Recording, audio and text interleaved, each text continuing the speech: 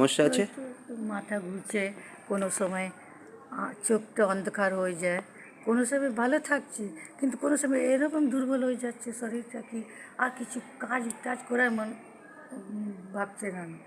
আমি কিন্তু রোজ প্রার্থনা করি, বাড়ির মধ্যে বাইবেলও পড়ি, রোজরিও বলি, পিতা আপনাকে কিন্তু ভালো রাখবে, পিতা পরমেশ্বর আপনাকে ভালো রাখবে। আপনাকে ক্রুশ দিয়ে কপালে ছুঁয়ে দিলাম, পবিত্র আত্মার নামে আপনাকে ক্রুশ করিয়ে দিলাম, আপনাকে টাচ পিচা করে দিয়েছে। আপনি শরীর সুস্থ হয়ে যাবে, রোগ মুক্ত হবে।